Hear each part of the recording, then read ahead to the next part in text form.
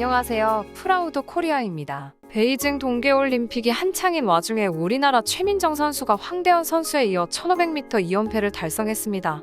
최민정 선수는 그야말로 디펜딩 챔피언다운 면모를 보여줬는데요. 1500m 결승에서 2분 17초를 기록하며 1위로 결승선을 통과했습니다. 1위로 레이스를 시작한 최민정 선수는 절반을 지난 시점부터 폭발적인 질주로 상대를 압도했죠. 정말 범접할 수 없는 속도였습니다. 이로써 최민정 선수는 2018년 평창올림픽에 이은 2연패를 달성했으며 금메달 3개, 은메달 2개로 무려 5개의 메달을 목에 걸게 되었습니다. 한국이 세계에서 쇼트트랙 에이스인 점을 각인시켜주어 정말 자랑스럽네요. 그녀 또한 대회를 마치고 쇼트트랙은 역시 한국이다라는 말을 가장 듣고 싶어 했다고 하네요. 특히 이번 베이징 올림픽은 수많은 편파 판정 논란이 많았음에도 이뤄낸 것이라 클래스가 다른 것을 입증한 셈이죠. 한국은 결과적으로 이번 베이징 올림픽 쇼트트랙 부문에서 금메달 2개, 은메달 3개를 획득하여 수많은 편파 판정을 이겨내고 1위를 달성했습니다. 또한 우리나라는 역대 동계올림픽 쇼트트랙 메달 순위에서도 금메달 26개, 은메달 16개, 동메달 11개를 따내면서 압도적으로 전 세계 1위를 굳건히 지키게 되었죠.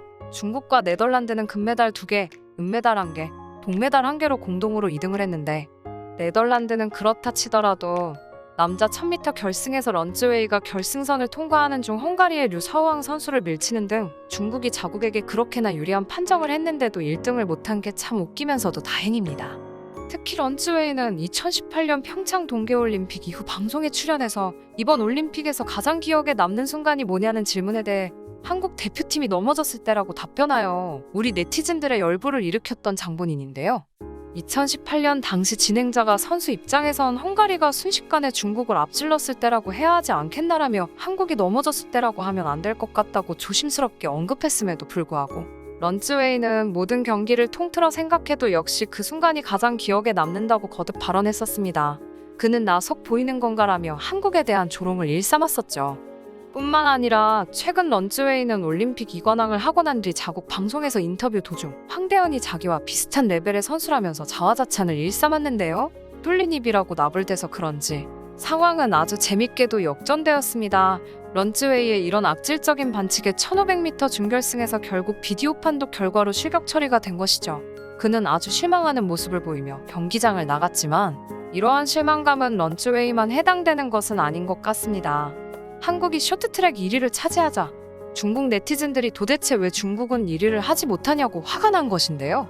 자국에서 열리는 올림픽 경기이기 때문에 홈어드밴티지가 작용했는데도 한국을 이기지 못했기에 중국 선수들에게까지 비난이 이어지고 있다고 합니다.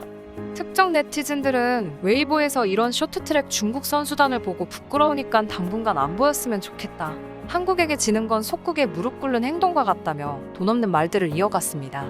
다른 나라 같으면 졌어도 노력한 선수들에게 힘내라는 말을 해주는 게 일반적인 반면 중국 사람들은 도대체 왜 그러는지 이해가 안 가네요.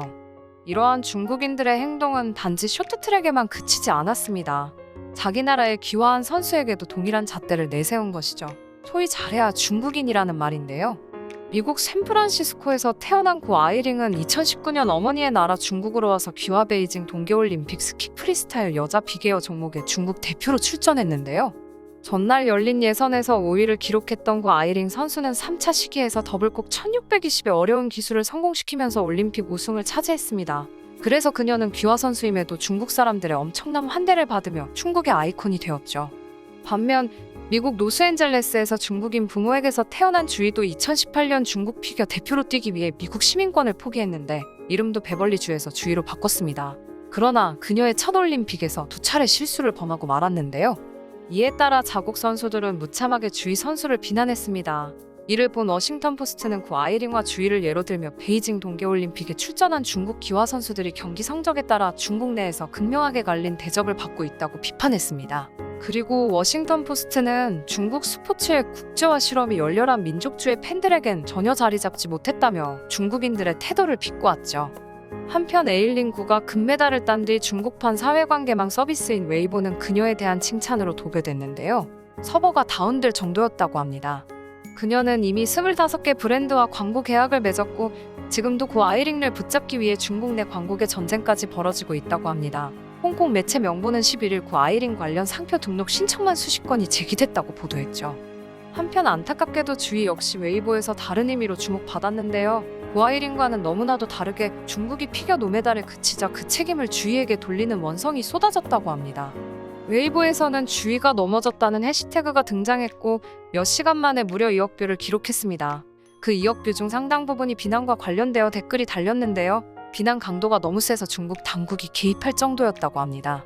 그리고 무려 19명의 중국의 기화 선수로 화제를 낳았던 중국 남자 아이스하키 대표팀은 마찬가지로 자국민들로부터 철저히 외면당하고 있다고 합니다. 대표팀 25명 중 중국에서 태어나고 자란 순수 중국인은 6명에 불과한데요. 그도 그럴 것이 중국이 2015년 동계올림픽 개최권을 따낼 때만 해도 자국 내 남자 아이스하키 팀은 물론 리그도 없었습니다. 중국은 2016년 베이징을 연고로 하는 쿨룬 레드스타를 창단했고 북미에서 선수를 끌어들여 모읍니다. 그리고 팀을 러시아 대륙 까나키 리그에 편입시켰죠.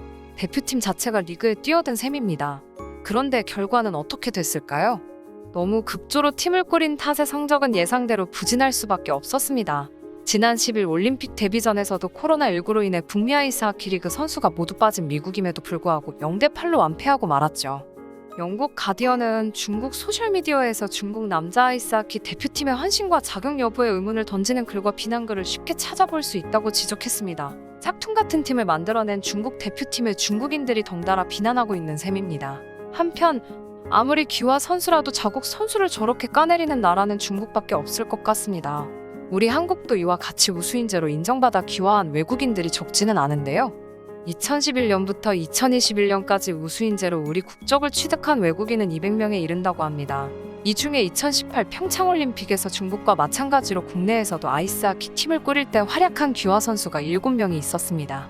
이에 대해 한국 사람들은 중국과는 다르게 기화 선수들에 대해 따뜻하게 맞이하며 함께 국가대표를 꾸려나갔었죠. 네티즌들의 기화 선수에 대한 반응을 한마디로 요약하면 외국으로 기화해서 선수 생활하는 한국인보다 우리나라로 기화해서 선수 생활하는 사람이 더 귀한 자원이니 대접해야 한다는 댓글을 통해 확인할 수 있습니다. 열정이 있다면 언제든 기회를 주고 좋은 인재를 받아낼 마인드가 갖추어진 것이죠. 한편 지금은 안타깝게도 코로나19가 끝나지 않은 탓에 국내외 리그가 취소되면서 대부분 기화 선수들의 계약이 해지됐거나 은퇴를 결정한 선수들이 많지만 이상하게도 한국을 꿋꿋이 지키는 인물이 있습니다. 바로 캐나다 출신인 달튼 선수인데요.